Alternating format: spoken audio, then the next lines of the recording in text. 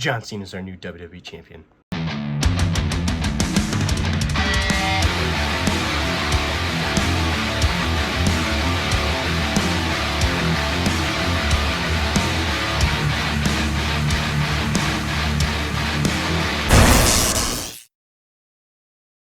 This is the setup review of Wrestlemania Night 2. Kicking off the show, they had Io Sky defend her women's championship against Rhea Ripley and Bianca Belair. This match was actually really good. I wasn't really that excited for this match, but it ended up being a banger. It was like 30 minutes long. Hell of a match. They killed it. Rhea Ripley, Bianca Belair, and Io Sky put on an amazing match. I'm usually not the biggest fan of women's wrestling, but this was an amazing match. I honestly thought Rhea Ripley was going to win this. She almost had it. But between her and Bianca beefing so much, Io Sky ended up picking up the victory. They did some crazy stuff going on in this match. So many close counters, but Io Sky ended up picking up the victory, standing tall. She ended up hitting her moonsault at the end to steal the win almost, pretty much. But she retained. It was a strong win. I know this isn't a Io Sky figure, but I'm just using Rio as a figure because I don't have an Io Sky. But Io Sky retains the Women's World Championship to start off WrestleMania Night 2. Then we had Drew McIntyre versus Damian Priest and a Sin City street fight. This match was also a banger. They beat the holy hell out of each other. Damian Priest was put through 2 tables. It was insane. They were going back and forth. I mean, this match was a hell of a match. It was pretty long too. They just brawled everywhere, putting each other through hell. It was a hell of a match. But at the end, Damian Priest ended up putting the steel chair in the ropes and ended up costing the match because Drew McIntyre threw him into it and hit a claymore his head into the steel chair. 1, 2, 3. Drew McIntyre wins and picks up a victory here at WrestleMania 41, which he deserved, absolutely. But this match was really good. Really enjoyed it. Drew McIntyre had an awesome entrance with like this giant robe that was related to Doom, and Damian Priest had a live performance. His entrance was okay for the live performance. His gear was awesome. He had like these bat wings and stuff and the flames. It was really cool. But overall, this match was really good. Then we had the Fatal 4-Way Penta versus Braun Breaker versus Dominic Mysterio. This match was a banger. And Carlito died. There was 2 announce tables. Braun Breaker jumped from the one and speared him through the other. Absolutely insane. Penta put on a good performance. But at the end, Braun Breaker spears Carlito. He gets in the ring and he spears Penta. Penta rolls out of the ring. Then Finn Balor then Dominic Mysterio hits a 619 on Braun Breaker. Finn Balor takes out Dominic Mysterio. He hits the stop. Finn Balor's got it. He's won the Intercontinental title. But Dominic Mysterio jumps on top of Finn Balor with the frog splash. 1, 2, 3. Dominic Mysterio stole the win from Finn Balor and has won the Intercontinental Championship. I predicted this, that he was going to steal the win from Finn Balor. He's going to win it. He's totally going to kick Finn Balor out of the Judgment Day. And we're finally going to get babyface Finn Balor for the first time like forever. And then he'll probably chase Dominic for the title and then end up beating Dominic for the Intercontinental title. I got a feeling. But Dominic has finally won a singles title in WWE for the first time ever. And honestly, he deserved it. The crowd was going crazy for him. It was pretty awesome, but this was a really good match as well. Then we had a match that I was actually somewhat excited for, but this match absolutely sucked. Logan Paul versus AJ Styles. It was a very boring, slow match. It was a snooze fest. And it looked like Logan Paul just dominated AJ Styles the whole time, which I thought was so stupid. AJ Styles ended up coming back, though. Hitting the Styles clash on AJ. One of Logan Paul's goons came out with the brass knuckles, and Karrion Kross stops him. AJ Styles gets out of the ring, and Karrion Kross is like, please take this and win this with the brass knuckles. AJ Styles takes the brass knuckles, throws it, and punches Karrion Kross. He goes for the phenomenal forearm. Logan Paul catches him with a punch. Hits his finisher, and Logan Paul beats AJ Styles. Absolutely terrible. This Karrion Kross thing with AJ Styles is stupid. Logan Paul beating AJ Styles is stupid. It's so dumb. It's such a waste of AJ Styles. And Logan Paul, man, I just don't want him in WWE anymore. It's just so stupid. The fact that he's beating somebody like AJ Styles is absolutely pathetic. But this match I was actually excited for because I thought it was going to be good, but it was so boring. Hard to watch, man. It was just Logan Paul dominating the whole time. Absolutely boring. This whole show was going great until then, and then it started derailing it. So in my opinion, this match just sucked. Lila Valkyria needed a teammate for this match, and Becky Lynch returns. Becky Lynch is back. Lila Valkyria and Becky Lynch take on Liv Morgan and Raquel Rodriguez for the tag titles, and they win the tag titles. This match was pretty decent and everything. It wasn't the greatest, but it was a women's tag match. It wasn't terrible. It was awesome to see Becky Lynch back. Becky Lynch ended up picking up the victory for them, hitting the rock bottom move that she uses on Liv Morgan, pinning her 1, 2, 3. Valkyria is a double champ. Valkyria 2-belt Lyra, and Becky Lynch has now won the title.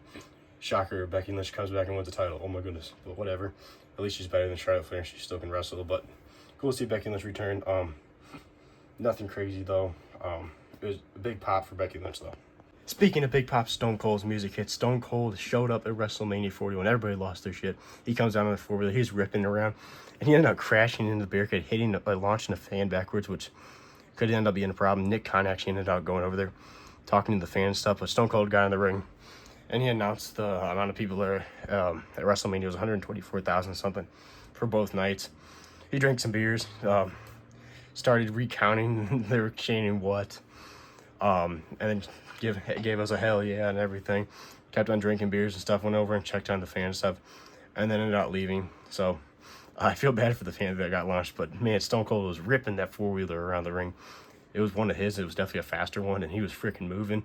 And he came around as he's zipping around, and he freaking hit that barricade so hard. I'm like, damn, Stone Cold, man, he's drunk and driving, but whatever. It was really cool to see Stone Cold Steve Austin at WrestleMania 41. One match I almost forgot about before Stone Cold came out, the Becky Lynch match. Randy Orton came out there for his open challenge, and I thought it was either going to be Nick Aldis or Rusev, because apparently Rusev has re-signed with WWE. There's rumors about that, but it was Joe Hendry. Joe Hendry's music. Everybody was believing. The biggest pop, honestly, before Stone Cold of the night and Becky Lynch. It was the biggest pop. Everybody lost their mind. It was 10 times the pop of Jey Uso for his entrance and him winning. Like, it just shows Jey Uso is really not that big of a star. Also, every single one of these matches of the night had bigger reactions and everything than the Jey Uso match. And honestly, half of the matches at WrestleMania Night 1. Night 1 was such a snooze fest. But Randy Orton pretty much squashed Joe Hendry. Joe Hendry got a couple moves in, but Randy Orton got his signature moves in, hit the RKO. 1, 2, 3. Then he picked up Joe Hendry, raised his hand all around the ring, like showing him respect. And then he hit another RKO on Joe Hendry. But it was pretty awesome. Randy Orton was laughing and everything. But the end of the match was the best. Joe Hendry did his stance, looking at the crowd, turned around, smiling, RKO. So I thought that was really cool. But it was a kind of a cool rub to Joe Hendry that he's become this huge star. He got a WrestleMania moment. I guess the one and only Randy Orton. But even though he lost, it was a huge moment for Joe Hendry. Really cool match, even though it was short. It was really cool, and I was very shocked. I was not expecting Joe Hendry. Then we had the match that everybody's been waiting for, John Cena versus Cody Rhodes. This match was very interesting. Cody Rhodes had a badass entrance with this new mask, this gold mask that literally moved upwards. Like his face was shown like Iron Man. It was awesome. Cena had an all black, just white lettering John Cena entrance. Walked down very slow. This match, the crowd was going crazy. They were booing Cody Rhodes, but they were also cheering him. They were booing John Cena. They were also cheering him. The crowd could not choose who they wanted to win. But they kept on popping for John Cena and everything. But it was going very slow and everything. John Cena was just beating them up or doing normal heel stuff like hiding the ropes and stuff. But John Cena hit an attitude adjustment. Cody kicked out. He hits all 5 moves of the Doom, a 5-move Doom. And Cody kicks out. Hit a super attitude adjustment from the top rope. Cody kicks out. So Cody keeps on kicking out. Cody hits a couple of super Cody cutters. Cena kicks out. He hit a crossroads. Cena kicks out. Then Cena hit another attitude adjustment. The 4th one, Cody kicks out.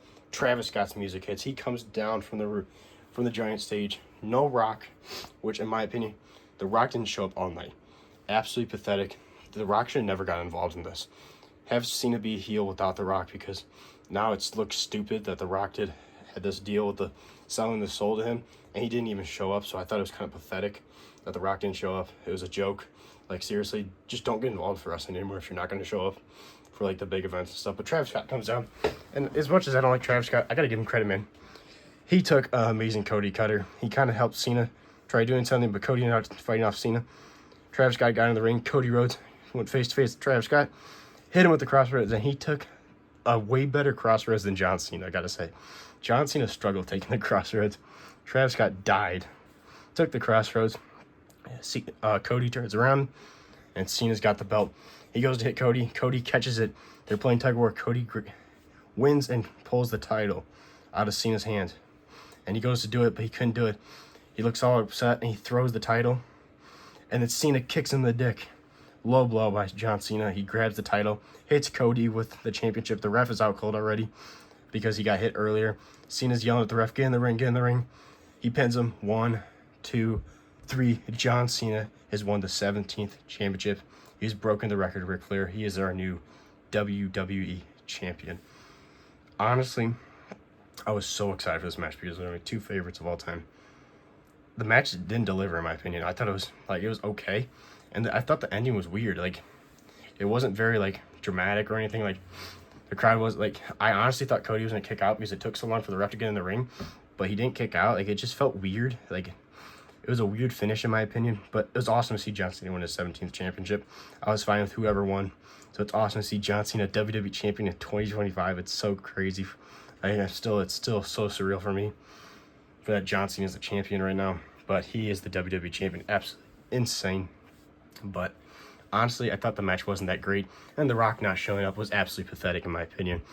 But overall, this show was really good. Besides the Logan Paul and AJ Styles match just put a bad taste in everybody's mouth afterwards. The Becky Lynch thing was okay. And the main event, honestly, the main event definitely was not the best match of the night. Best match of the night, I would say, was Drew McIntyre, Damian Priest was really good. The Fatal 4-Way, and then the women's match that started the show. I mean, like, it was way better than all that. The main event was really cool, seeing John Cena win the 17th title, but overall the match was slow, and it wasn't that great. I hope down the line, I think down the line, Cody Rhodes is going to take the title off Cena, maybe in his last match or something. I think Cody's going to chase John Cena the whole entire rest of the year that John Cena is on his retirement tour and he's the champion. I think that's how it's going to be, and Cody's going to beat him in his last match for the WWE Championship. Overall, I thought Night 2 was better than Night 1, but I still think this WrestleMania wasn't that great. I'm going to give Night 2 a solid 8 out of 10. Wasn't the greatest, wasn't terrible. Actually, I'm going to give it 8.5 out of 5. 8.5 out of 10. The main event was decent. Logan Paul, AJ Styles was ass. So I'm going to give it 8.5 out of 10 because it was definitely not 10 out of 10. 9 out of 10 is pushing it. I'm going to give it an 8.5 out of 10. This is Jared W. I hope you guys enjoyed this WrestleMania. I enjoyed most of it. There's some parts I didn't like. But make sure to like, subscribe, and I'll see you guys in the next one.